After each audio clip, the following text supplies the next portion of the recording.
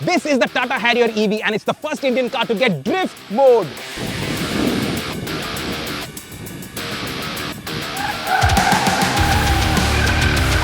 What?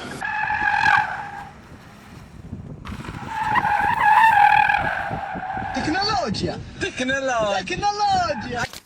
Drift mode, nothing honestly is happening. What actually is happening is every time the rear starts to over-rotate, which is goes sideways, the ESP cuts in. Now the Tata guys said that ESP is not fully off because they want to have some sort of safety net. They don't want idiots doing, well, what I was trying to do. But honestly, why call it drift mode? Because this is not drifting. Maybe on gravel it might, and when we went on the off-road course, the tail was sliding around a bit in those off-road modes. But here, with the drift mode, there's no drifting happening.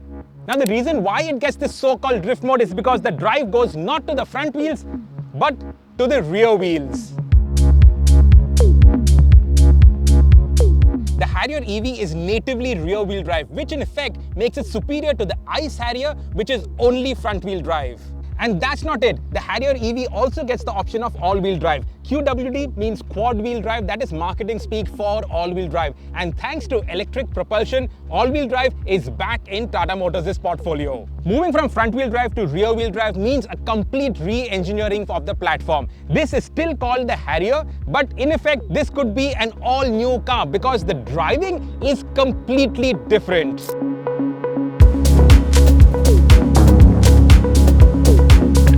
The interiors are similar to the ICE Harrier, but you have different colors. So the Stealth has got an all-black interior. The only real difference is this screen. 14.53 inches. This is a Samsung Neo QLED screen. The first time it is being used in an automotive application. It is powered by Harman. The electrical architecture, obviously an Acti.EV architecture with Snapdragon's digital platform with advanced OTA capabilities. It's got JBL's black speakers, 10 speakers, also Dolby Atmos. It sounds really good.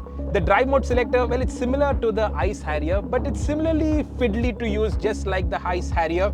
Multiple drive modes. So you get the snow grass, mud ruts, sand, rock crawl, and a custom mode. This button here, Eco, the rocket-like button, that is for the boost mode. The running button, that is the sport mode. And also you have the automatic parking. In fact, on the key, now this is a new key. This is the new key. It also has a summon mode. So you can lock the car and then you can summon it if you'd like. Which, honestly speaking, it might sound like a gimmick, but I think it's actually a very practical feature. If you park it in a really tight parking spot, don't have to worry about somebody else parking close to you and you can't open the doors. You summon the car. There's a weird problem though, and that is these front seats electrically operated, but they don't slide far back enough. So my knees are bent. Normally I like to get the steering wheel nice and close and my feet a little outstretched, but I can't. And this is kind of cramped. Even when I'm getting in and out, my knees, it fouls with the steering column. Now this is unique to the EV. The ICE Harrier has no problem in terms of the driver's seat position. The passenger seat moves further back, but the driver's seat, it strangely doesn't. And this is at the lowest height setting also. Weird.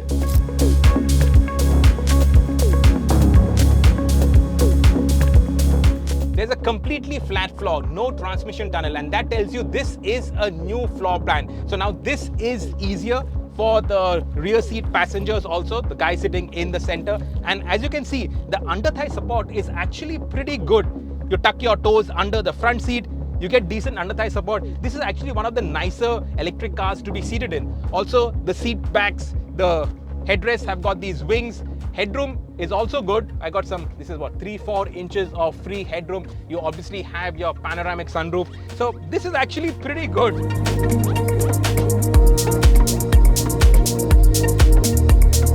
All versions get a 235 bhp PSM motor on the rear axle. The QWD version adds a 156 bhp motor on the front axle. So for the QWD version, you get a total system output of 304 bhp and 504 Newton meters of torque, which is best in class amongst any Indian car. Forget ICE or EV. 0 to 100 in a claimed 6.3 seconds and top speed limited to 180 kilometers per hour. Now the battery packs. The base versions get a 65 kilowatt hour battery pack and the all-wheel drive version gets a 75 kilowatt hour battery pack. Now this is the same LFP batteries with the same cylindrical cells as the rest of the Tata EV range, but Tata's engineers say they have unlocked 1.5C charging. Earlier it was 1.2C. And how does that help you?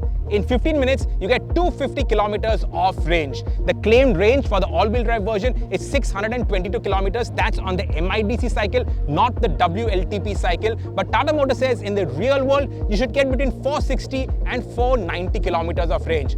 Obviously, not when you're using boost mode and sending this. Now, crucially, you get a lifetime battery warranty with unlimited kilometers. That is now offered over the entire Tata EV range. And Tata's marketing people, they say that the sales pickup for the EV range has increased after that lifetime warranty. In fact, they are confident that the Nexon EV will go back to being India's best-selling electric car. Now, in terms of dimensions, the one crucial aspect is the wheelbase. 2,741 mm is identical to the diesel Harrier. Of course, weight is not identical. The EV with the all-wheel drive, that weighs 2,335 kilos, 2.3 tons. And when laden, it has a 50-50 weight distribution, just like a BMW. You get a frunk. On the all-wheel drive version, it is 35 liters, and on the rear-wheel drive version, you get a bigger 67-liter frunk. 5-star Bharat NCAP crash safety rating. Tata Motors is committed to making safe cars. In fact, this has 7 airbags, including a knee airbag. The rear suspension is all new. For the first time on the Harrier, you get multi-link rear suspension. The ICE Harrier, the diesel Harrier, has got a torsion beam. Multi-link clearly superior to torsion beam. Also, it has got the FDD dampers, which are basically FSD dampers, or as Mahindra calls it, MTVCL. Basically, what it does is at slow speeds, it gives you better bump absorption, and at high speeds, it gives you better stability. How does it work on the road? Well, honestly, it transforms the driving dynamics of the Harrier EV. It is more planted and it is more comfortable. And it's time now to hit the road.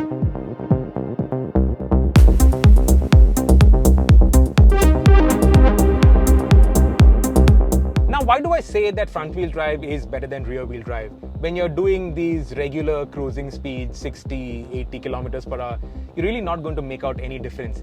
Except for the fact that because it has shifted from front-wheel drive to rear-wheel drive, there's no longer the torsion beam rear suspension. You get independent rear suspension, and that makes a big difference in terms of the ride comfort and also in terms of the stability.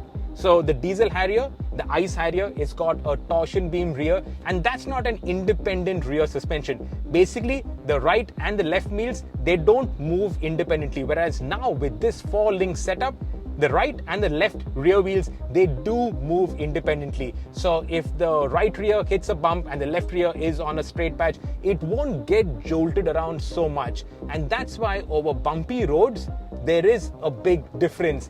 Even when you corner, in terms of cornering, the ability, the speed that you can take around corners, and the stability, that is a significant improvement. Now, body roll is not completely eliminated. You do have fairly good body roll, but that's because Tata Motors says that they want to make a car that is stable but also comfortable.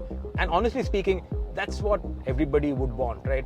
You buy a Harrier not to go around corners like a madman, like what I was trying to do when it was in the so-called drift mode, but you want it to be stable, you want it to be quick, you want it to be unfazed by all the stuff that you find on Indian highways. And in that sense, the Harrier EV, this setup is actually spot on. So you go around corner also, there is a fair bit of tire squeal. Now, these are obviously eco tires, so they don't give you as much grip as the regular tires that you and me are used to, but it also tells you the limits of grip. It understeers, but it doesn't understeer too aggressively, nor does it understeer too early. But crucially, you're confident about the car. You're safe, secure, you're stable, you're no longer second-guessing things. This also has the electric power steering. Now, this we saw in the Harrier facelift, and that also makes a big difference in terms of how effortlessly this chews miles. And if it can give that real-world 450 kilometers of range, you are in for a treat. This is an EV in which you can actually chew in the miles. Now all your regular driving is going to be in the city mode, and here the power is metered out very predictably. It's not too jumpy, so every time you press the throttle, now in EVs you obviously get instantaneous response, but this does not snap your neck back. It doesn't become uncomfortable. Crucially, passengers don't get uncomfortable. So the driver obviously knows what the driver is doing. So your body has already braced itself, but your passengers don't. And they tend to get sick with this very urgent, very immediate power delivery. Here, it's deliberately metered out in a more precise and linear fashion. So you do have all the benefits of performance of an EV. This acceleration is pretty darn quick. And I'm in city mode. Put it into boost mode and you can clearly make out the difference in the performance. This is a quick car, no question about it. And it's quick in a very nice manner. Now Tata Motors, in their press brochure, they've called it like supercar kind of performance and all that. It's not supercar kind of performance, but this is actually pretty quick. And if you're used to like Indian cars, now no Indian car has given you this kind of performance, to be honest.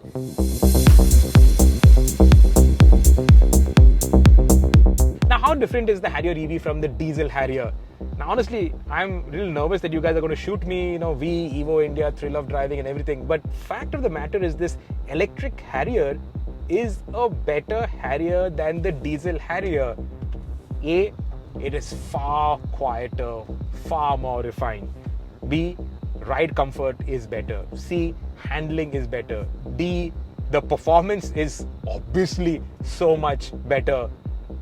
In fact, in every measurable aspect, the Harrier Electric is a superior car to the Harrier Diesel. And the Harrier Diesel, make no mistake, is actually a very good car. My only real criticism on this car is the fact that this driver's seat is not moving far back enough.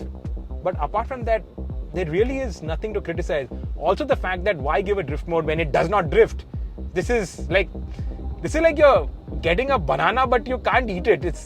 It's really, I don't know what you call it, man. It's quite ridiculous having this and not being able to do anything. Better not to have it, right? But anyway, apart from that, man, this is really, really good. This is not cheap, but just as a regular car, forget the fact that it's electric or petrol or diesel or whatever, but as a regular Indian car, this is like one of the high points in terms of Indian design, engineering, and out capability. If it can deliver the range that it claims, it's really, really good. Prices start at 21.49 lakhs and this fully loaded all-wheel drive version is 28.99 lakhs. Now, if you want a 7.2 kilowatt AC wall box, that is another 49,000. If you want your Harrier EV in the stealth mode, that is in full black, that is another 75,000. What do you think of the Harrier EV? Will you buy this over the Mahindra BE6 or the XEV9e? Let us know in the comments.